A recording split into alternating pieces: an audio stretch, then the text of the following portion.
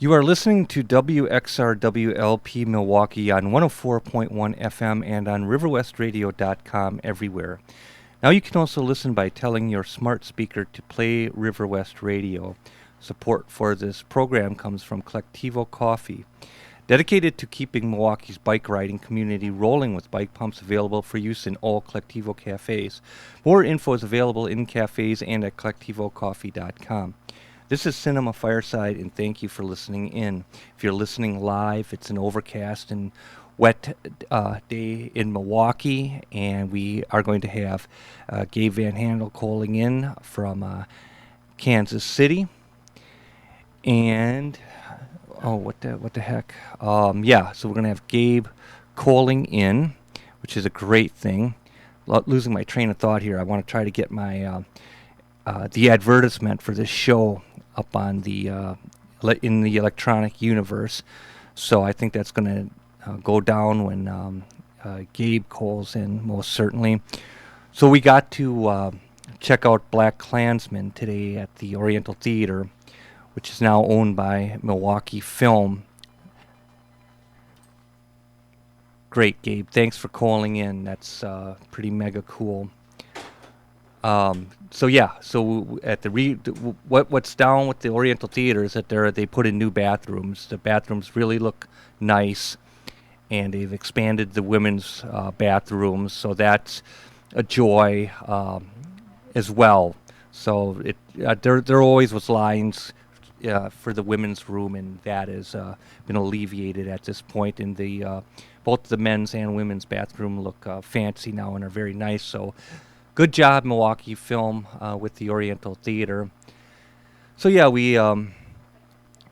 there's a preface. The victory was seeing Blackkklansman, and the tragedy was missing Barry Lyndon on 35, and then Gemini on Sunday at the university at 5 p.m. I don't hold any regret. It's sad, but there's going to be a number of films that are really cool that are going to make up for that tragic loss.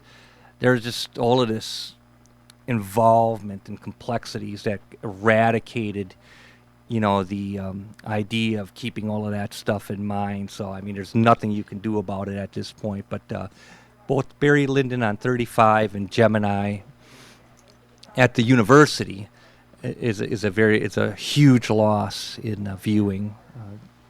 So that's, yeah. And I was going to say Alex Katz directed Gemini. That would be our painter. I totally dig Katz's work, but this is Aaron Katz, actually, who did some interesting low-budget films at the turn of this century. Our own Findy Sequel. And, it's just kids hanging out, people you just wouldn't want to really be with, just kind of like they're coming out of the caves, kind of people like that. It's like, nah, that's not, it's not intellectually happening. And intellect is not being like snob or anything like that. It's just kind of like using the brains, using the mind that God gave you, which is, there's actually people that are terrified of intellectuality, of using your mind, because genetically, some of us come out of the caves more directly than others, and that's probably them. You sit there, get all, what do you call it, unhealthy? I don't know. Sit around, what do you do? Yeah, watching TV and all of that stuff. They probably have more direct link to the cave than other people. We're all genetically inclined, and some people are definitely terrified of the mind. And I never used words in my over half century of existence, but I don't even like to and I don't really actually mean it to use the word loser. It's just kind of like I guess, what did Spike Lee said, no white people on his company or something like that? Or am I wrong? What? Oh, I don't know. That's what I was told, but I said, well, no, he probably doesn't mean that. He's just, making some sort of a statement, and I'm sure he loves everybody. Now I'm told that's not. Oh, okay, whatever it is. It's a concept or whatever. But anyway, yeah, see ya.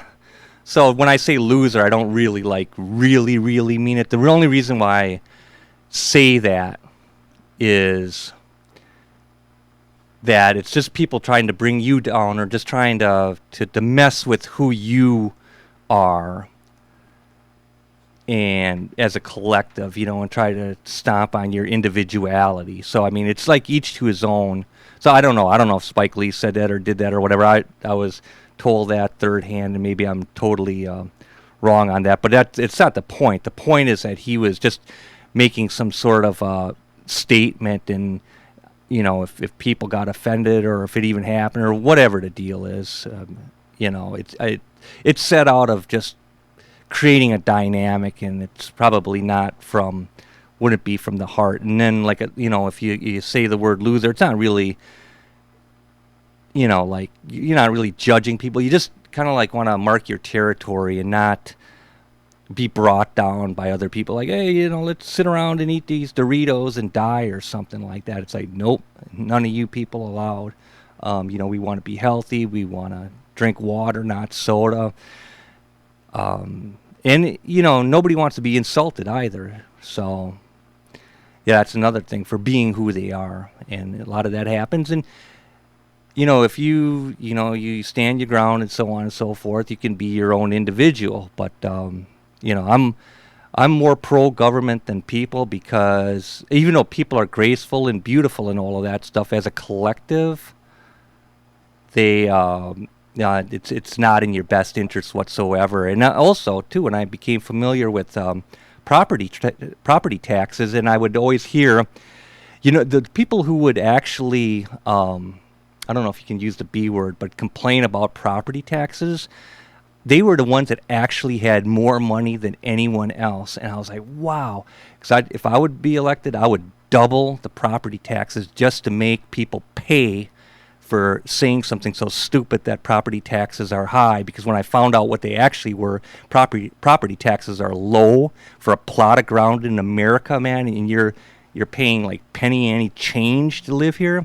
Man, if I was elected, I'd tax you for waking up in the morning, because you got it good here. You have it actually too good, and if you do have your health and you do have your mental faculties, I'd be protecting that like crazy. And just don't try not to be brought down by other people, for sure. And always, be kind, be respectful to people. And I haven't forgot about you, Gabe, and I do want to go get to Blackkklansman here. Wonderful experience. This on the tales of having lost Gemini and Barry Lyndon. Yeah, Spike. This is like Woody Allen. When Woody Allen came out with Match Point, he was like, man, this is an American auteur. I mean, Woody Allen was always a great filmmaker. The people that dug like Bananas and Sleeper, I'd be looking at that thing and I'd be thinking, man, I mean, what are we having fallen on your head or something? This is not funny in the least. I was just sitting there like bored out of my mind. Not bored, because my mind works, but it's like Santana or something like that. You couldn't talk about Santana like 20 years ago because you'd be indicating something else. They'd be saying like, oh yeah, Black Magic Woman or something like that. And I'd be like, oh man, not what I'm talking about. Not what I'm talking about. I'm talking about that beautiful, ethereal, non-populist music. So, but now we can say Santana because these people don't know what you're talking about, and you can say, yeah, man, it's mega slick, early 70s ethereal music, man. So now you can have your way. Back in the day, probably you say Woody Allen, they'd be saying, oh yeah, dude running around with a banana, like a banana or something like that. It's like, man, okay, yeah, I suppose if you're still playing with a red ball at 2 years old, Woody Allen running around looking like a banana probably would be amusing to a point, but nah. And I'll get to you, Gabe. There's that holy quadrilogy that begins with Annie Hole, Interiors, Manhattan, and Stardust Memories. But anyway, when he came out with Match Point, it was like, this dude is a serious American auteur, just like Spike Lee. He's so culturally important, has done so much for cinema, contemporary cinema. And with Blackkklansman, it's through the subtlety and nuance of this film that it just rises in its maturity. He's just he got game. That's a great film. That's a fantastic adult film. And so is Blackkklansman. Even though that Blackkklansman does kind of play with some abstract ideas with dialogue, it feeds into the virtuosity of the film itself as a whole. Even, so it's not rooted in 100% reality, but there's such an intellectual playfulness with the language that it works. So yeah, Blackkklansman would be the film to see. And I was also impressed toward the beginning of the film when they're in the police headquarters, in the mature use of space, the idea of spatiality. There's not these dramatic close-ups of people. There's not dramatic montage, but rather it has a very laid-back sense of a temporal sense where the scene plays out in a very relaxing spatiality, as if it was shot in the 70s, and could have went the other way, again with dramatic close-ups, more dramatic montage, etc., and it didn't. So it was just a wonderful. Oh, and another thing too with Spike Lee and the dance sequences, because the got to watch how you say these things, but the mentality of normal films, like if they do a dance sequence or they bring on some cool music, it lasts for like about 7 seconds and then they bring it down, and it's like, what's with that? So film for decades has always done that, and I think there's such a fear in editing that they have to move on to the next bit of information that they cannot indulge the senses. I mean, in Europe they could, but not in America, because in America they want you working in the coal mines. They don't want you to think. That's how things came about here, is to the smart were on top and the poor or the disadvantaged are always being taken advantage of. So even when you watch films, the paranoia to get out new information for cave people, you couldn't have a dance sequence last more than 3 or 4 seconds. You could never indulge the visual sensuality and the oral sensuality of that. It's never been done in America until Spike Lee comes along with Blackkklansman, and is it the Cornelius brothers, Sister Rose, Too Late to Turn Back Now, when they're dancing? The man is slick. He allows the song to play out with beautiful dancing, beautiful visuals. It can't be done in America. Can't be done here because it's speaking to the cave people. So you got to cut out after a few seconds. We got that information, but Spike Lee has allowed us to enjoy what should have been enjoyed all the time in film, and to allow these sensual moments to play out and enjoy. So, yeah, congratulations, Spike Lee, on a great, great film, and I hope it is among the nominees for Best Picture for sure. And just a great, great, great experience. And Gabe, now it's time. I just want to give you a heads up that I am going to turn you up. Are you there, my man? Yes, sir. I'm here. What it is, dude? Oh, it's all sorts of stuff. Well, you're loud. I'm watching the fader here. Okay, yeah, you're good to go, my man. Well, there's a lot of films that have this sort of playfulness, the seriousness, and Spike Lee is just a strange filmmaker because he has his unique predilections and he has a unique style. There's just a lot of things that are of particular interest to him that he's some of which he's been enamored with for his entire career, some of which are just interests of during particular films, and it's just really interesting to watch the long view of his career, because if you look at the filmmaker who makes Malcolm X, which is a very serious and very well made and very up close, passionate lived in and historical film. It never feels pandering.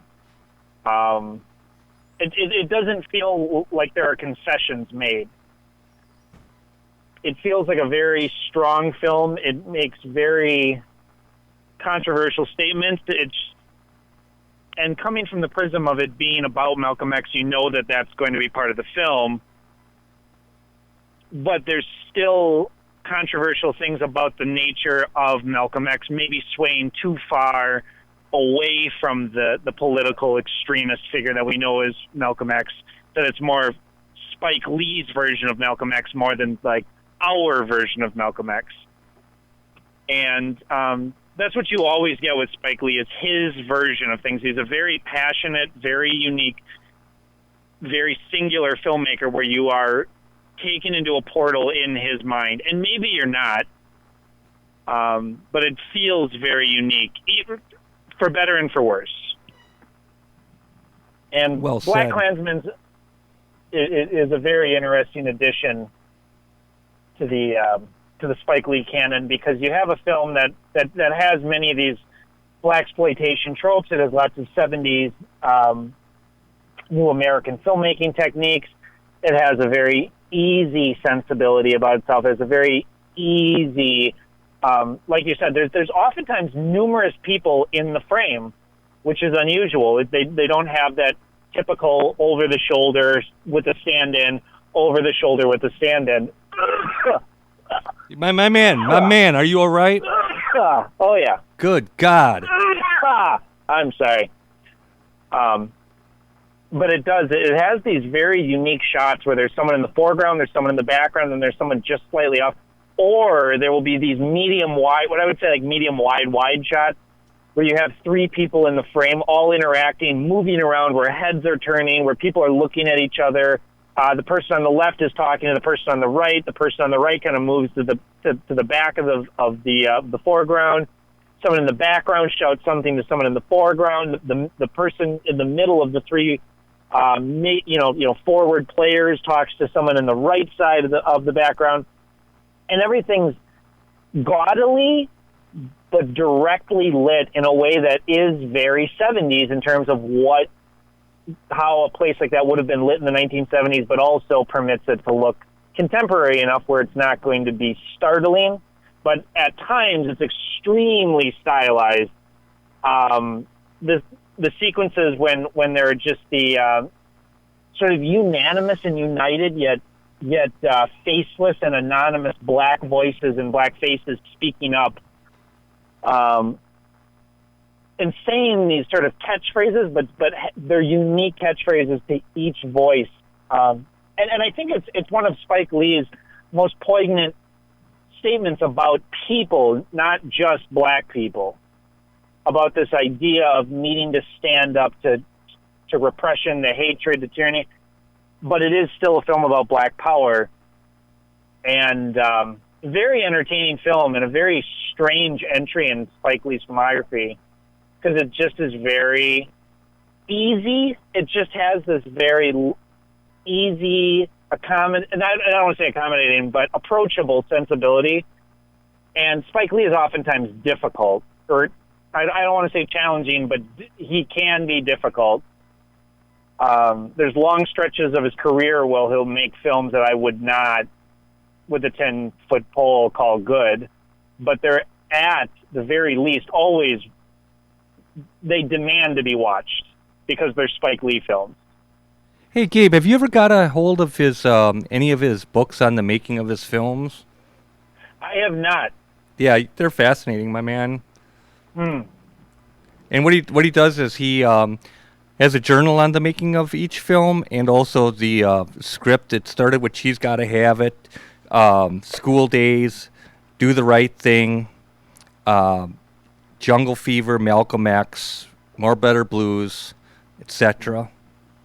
Oh, those are all great films. I forgot about Mo Better Blues and Jungle Fever. Yeah, I'm going to use the King's English on that and you say More Better Blues because I'm not.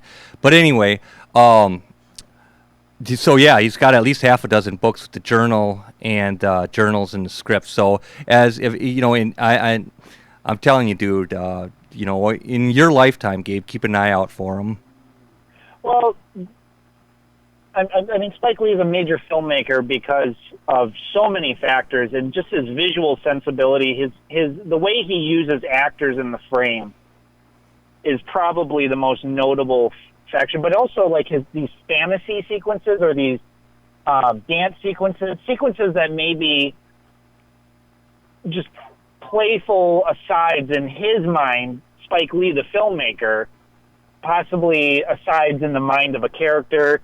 You just never know what you're going to get with Spike Lee because he's adventurous. And I've always admired that. I always see whatever he puts out, especially ever since the 25th Hour, which he hasn't, in my mind, made a good film since the 25th Hour, which is in many ways... What about He Got Game? Is that before or after? That's 98. That's before. Man, dude, you got a slick mind. He Got Game is in some ways his best film. In some ways, you could say The 25th Hour is his best film. In some ways, you could say Do the Right Thing. And in many respects, you could say Blackkklansman. Yes. So there's just a lot to admire, a lot to like, because these are completely different. If you were to say that each of those films was made by a different filmmaker, it wouldn't be startling. Yeah, I consider him a major talent, a major figure in the film scene. I always anticipate and look forward to what he puts out, even though I was not looking forward to and anticipating this film because I haven't enjoyed anything contemporary of his in 15 years. What haven't you enjoyed, by the way, just to shake my memory up? The World War II soldier. I can't even remember what it was called. It was from 2008 or 2009. I saw it in the theater and it was just painful. He made 2 experimental films that were painful. His titles escape me too. You're bringing pain to me, man. Feature-length music video. Okay. Experimental film. I don't even know if I made it the whole way through it because it was just laborious and trite. It just felt trite. Mm-hmm. But we got a really, big really welcome return to form. Yeah. Oh yeah. We got a big screening of Crooklyn coming up, so that'll be a joy to see. That's a masterful addition to his canon. Oh, I've seen it, but it'll be cool to see it up on the big screen. So definitely, Gabe. If you ever run across those books, man, check those out for sure. Oh, I will. If I come across them, I always enjoy getting these additions to the canon of film lore and filmmakers, especially when they're in charge of the academia or the notes behind it. It's always interesting to see what they find of interest on the process. Blackkklansman has grown on me. I have to admit that when I first saw it, I was a little underwhelmed, but the more I've thought about it, the more it's really grown on me. That opening sequence is just really something. I don't think there will be another sequence of film this year besides a handful of scenes in First Reform that can really hold a light to how startling, attention-getting, and demanding that opening 4 minutes of Blackkklansman really is. It really goes into the avant-garde, the abstract, the historical, the didactic, and it lets you know right away that Spike Lee is in charge of this film.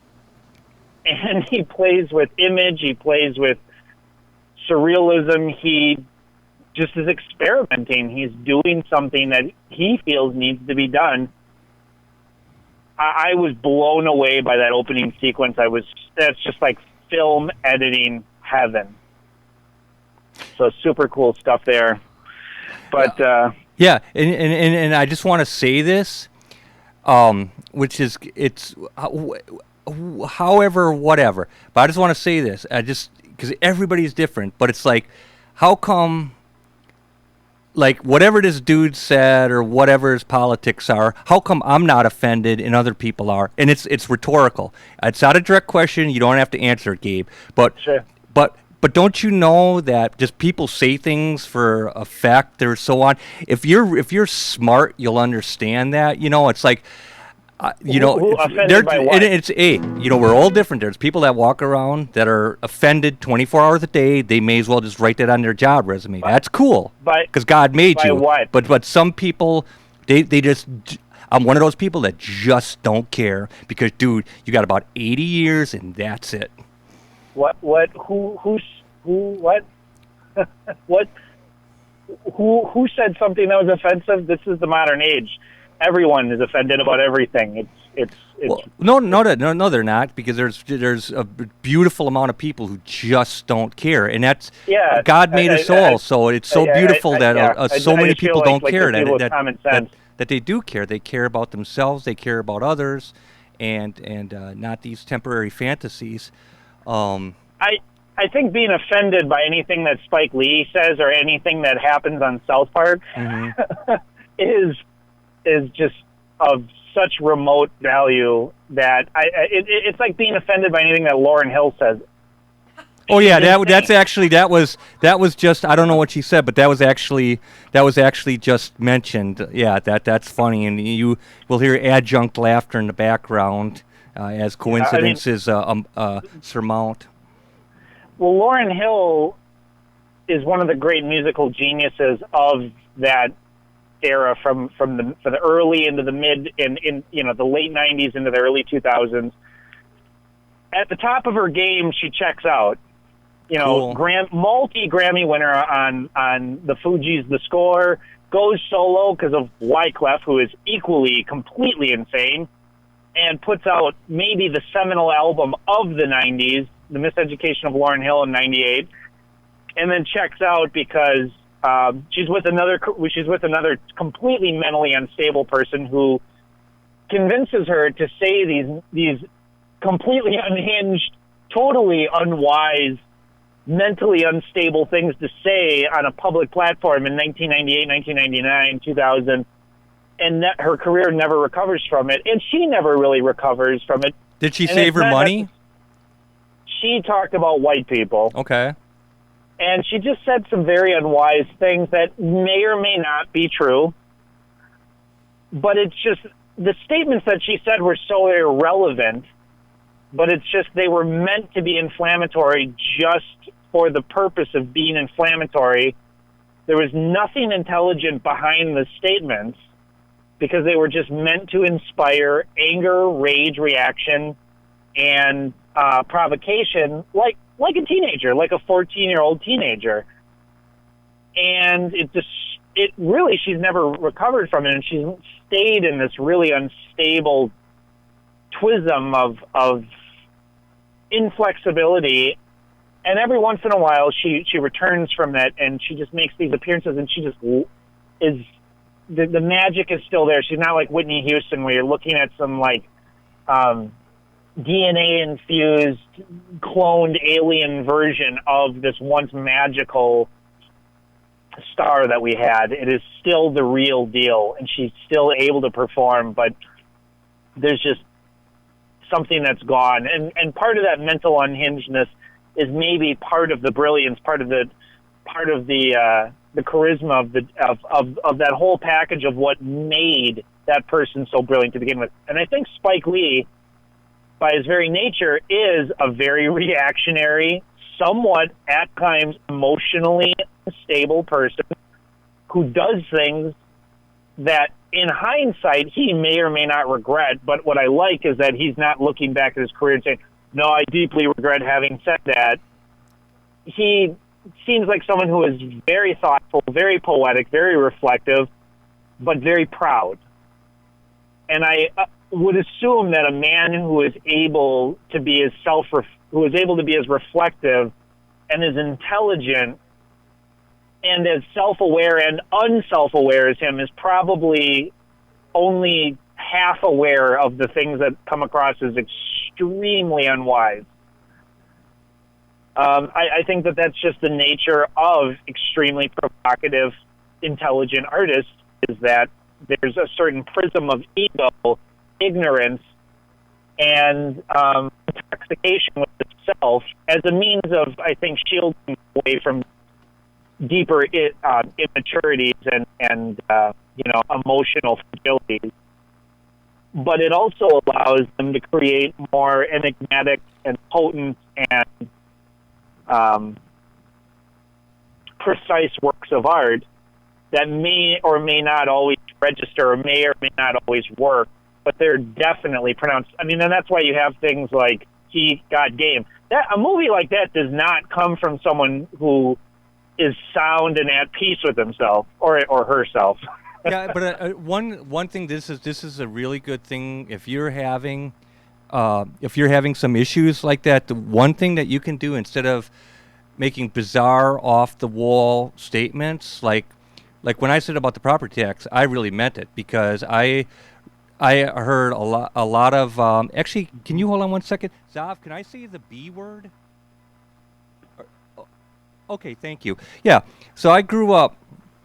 Can I see both of them, the BA and the BI? Yeah. Both of them for sure, and I won't get out of control, okay? Okay, so anyway, these bastards that would always bitch about property tax when I was growing up, number one, like I told you, they had all the money in the world that I found out later. Two, these are the same nasty hypocrites who told you to get a job with the city, to get the pension, to get this, to get that. Well, guess what? Where does that money come from? It comes from property tax, dude. You cannot be any more hypocritical than that. So I am a strong proponent of raining hard down on the people, not the hardworking people struggling, but man, I would be jacking that property tax up because you have got it too good, and I will never regret that statement. Like I said, thank you, Mark. If I was in politics, I'd tax you for waking up in the morning in this country, man. You got it so good. And everyone loves you, too. That's the good thing about it, is that everything should be done with love. Even if it's something destructive, it should be done for the right reason, to let something good go. And because there's, like I said, there's so many good people. If you're hanging out with the rotten apples, you'll never get to all of this other stuff that God made for you. And I think, Zav, you have something to say about all this? Actually, no. The only thing is that I'm working in the store. There's nobody here. I hear you guys doing Cinema Fireside. Steve Spice isn't here to take my spot, so. Oh wow! But I did see Blackkklansman, and I had mixed feelings about it. Thank you. And so I just thought I'd join you guys in your conversation. Yeah, thanks, my man. Because I got nothing better to do. No. I mean, you could be saving the world, dude. I could be finalizing some eBay drafts. But I figured I'd just kind of put it on hold. It's Labor Day. Yes. You know, I heard an interesting thing by this this economist, we'll say, who was saying, why do we have Labor Day? Why do we celebrate Labor Day and we don't celebrate Entrepreneur Day? Thank you, Zav. I thought that was an interesting take on things. Well, you may have started a new holiday, man. Well, he might have. Who's he? He's an economist. He's got a podcast. His name is Peter Schiff. Okay, well, it's not pretty conservative guy. Not the person who has the idea, but it's also the person that puts it into action. So there's two different entities. True. There's always the proton and the neutron. Right. Well, if you want to go down that road, I do have an idea for a holiday that we could use. Is it a paid holiday? It's a secular holiday. Okay. Don't we have 365 of those? Because we have a lot of holidays that are our holidays are sort of moving to the secular realm from they just better because never take away Christmas. Oh no, but Christmas is becoming more and more secular. Wouldn't you say? You mean commercial? Secular in the sense that like a lot of people celebrate Christmas, but they never go to church. Well, no, yeah, dude, I'm talking about Santa Claus. Yeah. Because I'm gonna offend everybody. Right. Nobody believes in God. Right. Nobody follows the Bible. Everyone's afraid to talk about Jesus. If you really believed in the Bible, you would go to the original Dead Sea Scrolls and spend the rest of your life learning that language and reading the Bible. Correct. So, and that stuff. Once upon a time, Santa Claus was a saint, Saint Claus. When you're 7 years old, that dude is one hell of a saint. Yeah, he is. So anyway, the one secular So holiday. you're not talking about taking away Santa Claus. No, not Oh, at all. hell No. I was thinking, we have all these holidays like Halloween, Christmas, Thanksgiving, New Year's. What are the other big ones? Easter, St. Patty's Day. What are the other big American? Well, Labor Day, Memorial Day. Thanksgiving. But there's all of these holidays are days of often days of indulgence, like St. Patrick's Day, you drink green beer. Thanksgiving, you eat to the point of having like a food coma or an excess. You eat in excess. Christmas is a lot like Thanksgiving. You eat too many Christmas cookies at all the Christmas parties. Labor Day, you go out, you picnic or whatever. Same with Memorial Day and Labor Day are pretty parallel in a way, et cetera, et cetera. Birthdays, they tend to be these festivities where we eat a lot, where we indulge a lot. But in, say, the Feast of Ramadan, or in what's the Jewish holiday? There are some Jewish parallels to Ramadan. I want to say, Isn't it Happy Hanukkah? Purim. No, Purim is the Halloween one. Okay, Purim is like the fall harvest. It's It. February. Oh, okay. Yeah. What's the one where you don't turn on the lights or you like? Don't do that every That's when you don't pay. Yeah, it's every Friday. Every Friday. Sabbath, that's Sabbath, you don't. Yeah, you don't turn on the light. Friday to Saturday, sundown to sunset. Right. Or sunset to sundown. You don't turn them on. Wait. Let me give you a mic. This is only. Sorry, we're sorry, Gabe. We kind of went off the rails here. This is only because I went to a Jewish law school. Okay, I know a what's lot of the this. one that's kind of parallel to Ramadan, where it's like a week of sort of It's fasting. Fasting. Happy New Year's is Rosh Hashanah. So it's Rosh Hashanah. No, but that's New Year's. Okay. That's New Year's. So it's the other one. It's oh my God, Yom Kippur. Yom Kippur. There you Yeah, go. that's why I said Purim. Yeah. Yom Kippur. Purim is the fun one. Yeah. And what's your name again? I'm sorry. Lilah. Lilah's okay. tongue. So anyway, we don't have a secular fasting holiday, and I think that would be something someone should start up, a holiday where it's not religious based, but where we all just don't eat, don't turn on any lights, maybe turn off the internet, just take a break from all the, all those creature comforts, and appreciate not having anything and what it's like to not have, to go for a week where you eat just the bare minimum every day. Well, dude, they're having that holiday on 19th and Cherry, man. No, actually, Mark, I'm gonna take I'll take you on that one. I think there's an opposite thing, which is people in poor parts of America are eating lots of empty calories. Yeah, no, I know. They're eating bad they're stuff. consuming lots of empty calories. Like you said at the beginning of the show, don't drink soda. Don't drink, don't just go to the gas station to get your meal. Yeah. Yeah, so a lot of the poor people in America are actually consuming a lot of empty calories. So anyway, that's what I don't know. Sorry I went down that road. I don't even know how we got here. No, it's beautiful, Zav. Yeah. I mean, it was Oh, like it's a good, though. breath It's of good fresh stuff. air.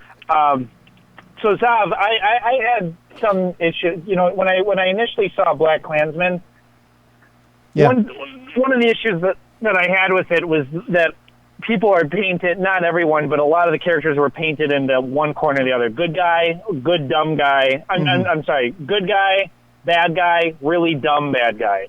Yeah, Um, I agree. It and was very it- implausible. But then it's like it's a metaphor, right? No, it's based on a true story. Oh, it is. Yeah, but Yeah. what Zav's saying is all of these nuances of exaggeration are metaphors. Yeah, there was something metaphorical about the whole thing, but that's true too with Do the Right Thing, for example. It's kind of There's- a metaphor. It's everyone is a character. I want to say caricature or character.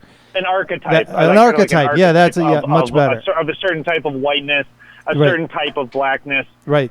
And also there's a type of cutesiness that emerges in the last third.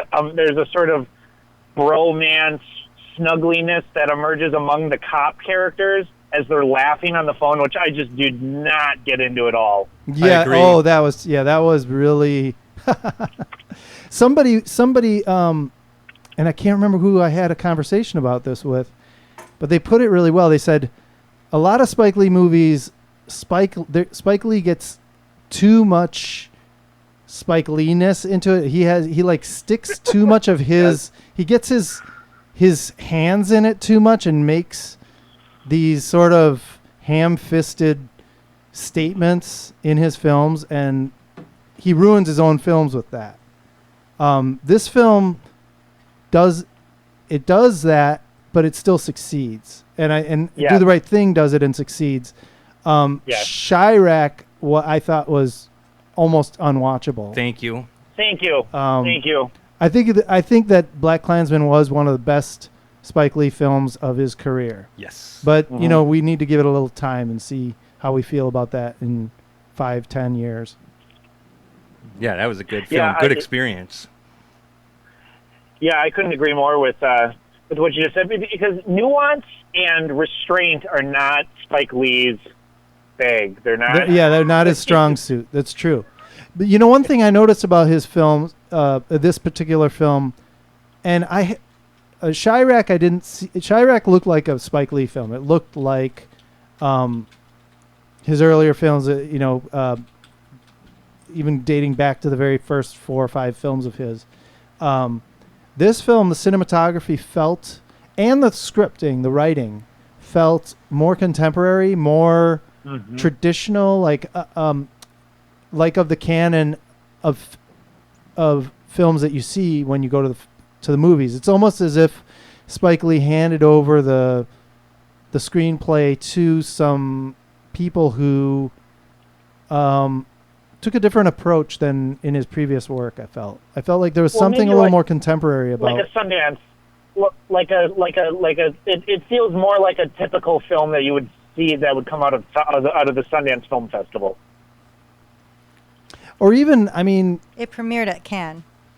It did premiere at Cannes. Yeah, there's an article that says that the culture caught up to Spike Lee, so that's might be what we kind of are dealing with. It's that he graduated, so he knows how to talk. Right. Because we have to talk now. Mm-hmm. And we ran into somebody in the in line who said that they were really impressed by the small nuances that came out. It wasn't, and he was a white person, and said that, and so I guess they were looking for an in-your-face offensive Spike Lee, which people want to put him on him. Yeah, and this one it seemed to graduated to a new space where it's you're not offended. And even in 3 Billboards, those characters were kind of ridiculous, and they pointed out some strange shit. 3 Billboards could have been a Spike Lee film in some ways. So you have your typical storyline. You have your hero, your villain, and it seems to do that. And what the person said in line was he seems to be talking to the masses. Not the masses. He's starting to talk to everybody now.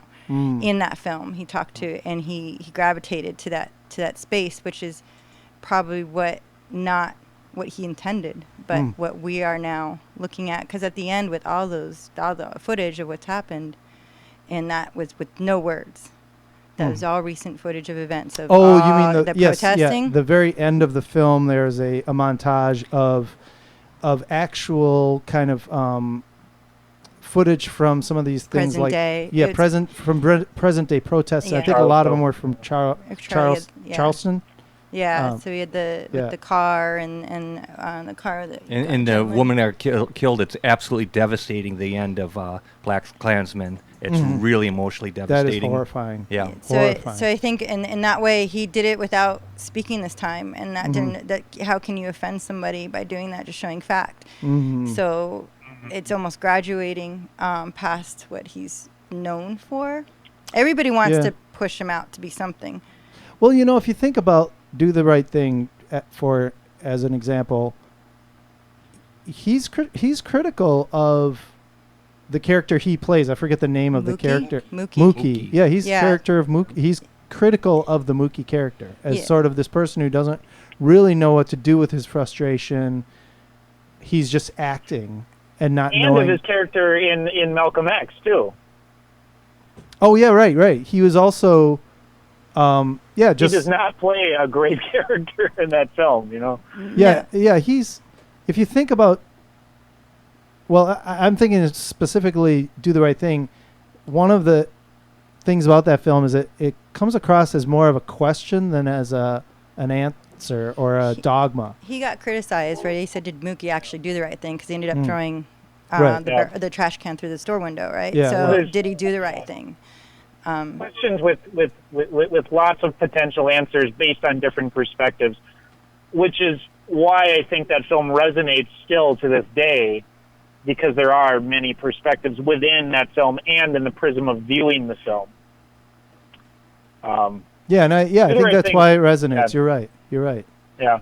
And I think he even I mean, asks at the end, doesn't he sort of cite, or does he, is it Do the Right Thing, or is it Malcolm X, where he cites both Malcolm X's sort of quote about by any means necessary versus Martin Luther King's approach, which is, peaceful, by peaceful means. And that question of, which way do you go? Do you go with the by any means necessary approach to solving the problem, or do you take kind of a Gandhi, Martin Luther King approach? And again, he doesn't answer the question; he just asks the question. Exactly. Yeah. Well, I think the whole film, Malcolm X, is sort of an examination of that question, and it doesn't come to a definitive answer, but it definitely shows Malcolm X gets blown apart by shotguns. Well, Malcolm X was a questionable person. His whole journey was questionable, and I don't think people understood that in historical context, that he came from a righteous side and with Farrakhan type of views and Black Power and being separated, not being unified, black and whites, to separate everyone and to be your own. And Malcolm X took a journey through a religious journey, actually, that taught him other ways. And that's what I think people walked away from that film not realizing that's what was going to happen, that he wasn't this crazy character that was not this outrageous character that history actually makes him out to be. He actually took a journey and questioned himself, and that's what Malcolm X. That's what Spike Lee kind of does well, is he kind of brings up those questions. It's just a matter of where we are now and what we see and what we think is gone away, but is actually right next to us. Mm-hmm.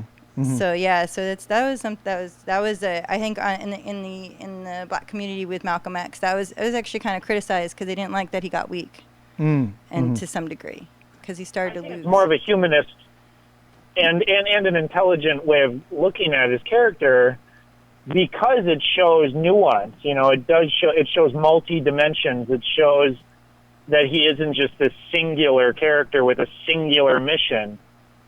And that's why I think Malcolm X is such a great film, is because it has so many layers to it. It doesn't have definitive questions with definitive answers. It doesn't have a singular tone that has a single mission. It's a very nuanced. It's a very complex film about a very complex man that was not just a single idea, not a single voice. There's many, like you said, and I appreciate you saying that. There are many layers to Malcolm X.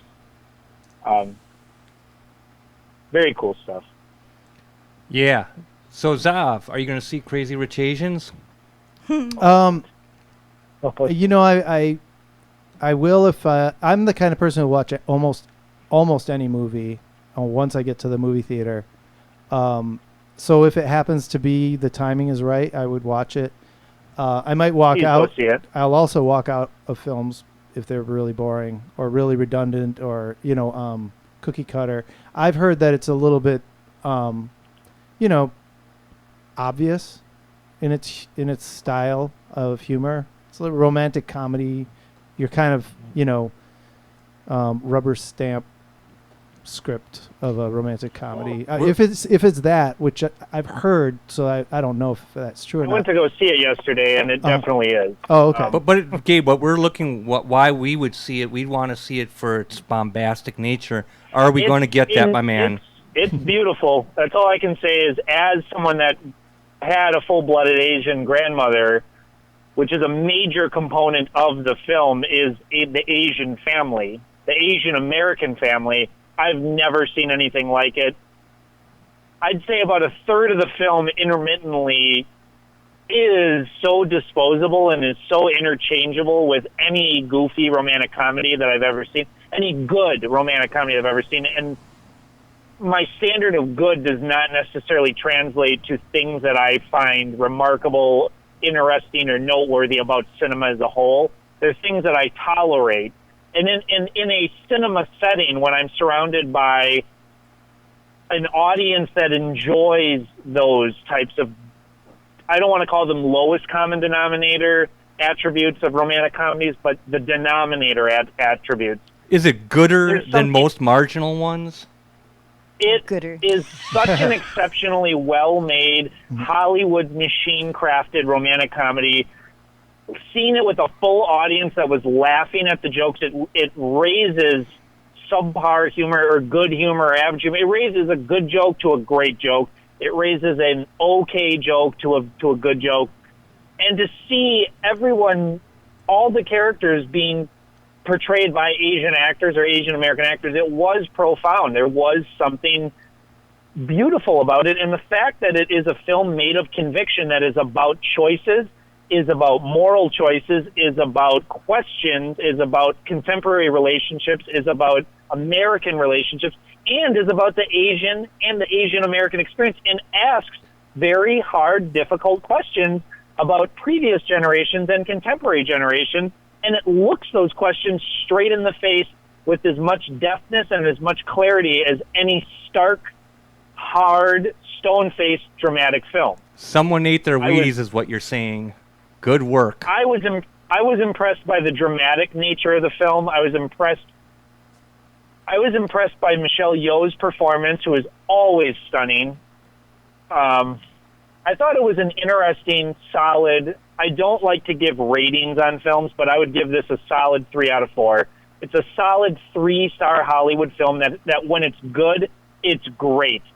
When it's a standard romantic comedy, it's just getting to the gears of the screenplay that are exceptional. But do not be mistaken, this is a Hollywood film. This is a Hollywood romantic comedy. It is not more than that. But but its representation of Asian Americans is a first that I've ever seen in a Hollywood film. Good work, and Gabe. that was right. Something. It's a first in terms of sort of like political demographics or something like that. But definitely not first and last. I'm sure it's the beginning of a whole new genre in a way. We have our first Asians on Orange is the New Black. Say that again. First casted Indian Asians on Orange is the New Black. So it's starring a dialogue amongst the community of different Asians of different sorts. So it's kind of interesting that happened this season as well. The film came out this season. Yeah. So that the film is testimony that people want diversity. Oh yeah. And so I think that's what came out. But Orange is the New Black and TV is too. TV is a testament to that. I mean, look at what's nominated for the Emmys this year, and look at what the strongest TV shows that we have to offer. They all are commingled with some of the strongest female characters in any medium. Sharp Objects, The Crown, Orange is the New Black. Westworld. I mean, there is no shortage of strong, fierce female characters and great writing. And I want to get to a point where we're not talking about female characters being, it's the best representation of a female. I just want it to be that these are some of the best and most fleshed out characters. We may get there, we may not. Oh, we'll get there. We'll get there. It's all the arrows are pointing in that direction. The same with rock music too. Like, I heard so many people say like about Nico Case's new album. It was one of the best albums by a female rocker. I heard that about Mitski. It was one of the best female. No, that is one of the best albums that came out this year. Mitski is one of the best albums. The female label is irrelevant. Anyway. God bless you, Gabe, man. So yeah, what a surprise! Instead of 2, there's 4 here, and yet there's actually more silence. So yeah, that's the Well, conundrum speaking of of life. romantic comedy, for some reason, Amy Schumer's "I'm So Pretty" was one of the best romantic comedies I've seen in a while, or this year, I would say. It was one of the strongest. Dude, we'll check it out, man. Yeah, Thematically, yeah. yeah. Structural. It's got a great. It's a real interesting concept for a film. And I think that it just kind of really works in a lot of ways. Yeah, I thought that was a good romantic comedy, and she's the kind of person who thrives in that environment, in that kind of medium, you know. I wish that Melissa McCarthy wouldn't have gone a certain route with her career that she's gone now, because she had the capacity to really go that route that Amy Schumer has gone. And I think with the Happy Time Murders, we are officially starting to see the end of her career as a viable actress who could bring us into this next realm where there isn't as much of a question about it being about a larger woman, where it's just a woman in a role. And there isn't always this focus on her weight or her focus on her being a certain type. But I think her career kind of swayed a certain direction into lowest common denominator stuff, which is unfortunate, because she's a really talented actress when she chooses good films, and she just has not been choosing good films. I didn't see that film, but it sounds like a real curiosity. I'm just going to skip it. Don't skip this. Do not skip Memories of Underdevelopment from 1968. That is a beautiful art film. My man, Zav, have you seen that? No. You have yet to enjoy it. 1968's Memories of Underdevelopment takes place in Havana. You're going to like it. Where would someone go to find it? Can I say the name of the store? Yeah. River West Film and Video. Really? I have this film here? No, but it starts a dialogue in modern, one would say in contemporary language. Okay, fair enough. I would not stir you wrong. I heard there's a film at the Oriental. I don't know if it's still there. And I don't know the title of it, but I've heard from 2 people that it's really, or more than 2 people, that it's a very powerful film. And the one person who told me that I have to see it would not tell me anything about it. They just said you have to go see it. Do you know the film I'm talking about? Well, I know the person sounds like the master of suspense. Man, I'll give Hitchcock a run for his money. But no, I'm sorry. I got so lost in my own rhetoric that I have to ask you: is that a direct question or a rhetorical one?